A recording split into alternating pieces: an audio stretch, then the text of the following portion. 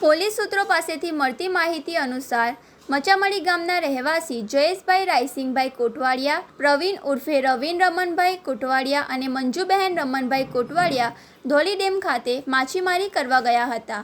5 મે 2026ના રોજ સાંજે માછીમારી પૂર્ણ કરીને તેઓ માછલીના ભાગ પાડીને ઘરે પરત ફરી રહ્યા હતા.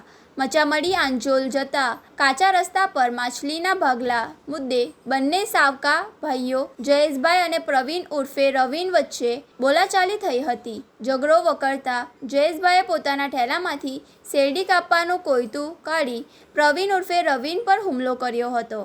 ગળાના ભાગ પર ગંભીર ઈજા થતાં પ્રવીણનું ઘટના સ્થળે જ મૃત્યુ થયું હતું. આ ઘટના બાદ આરોપી જયેશ ફરાર થઈ ગયો હતો.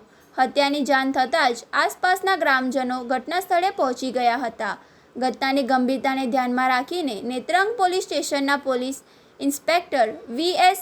વંજારાએ ગુનો નોંધી આરોપીની શોધખોળ શરૂ કરી હતી.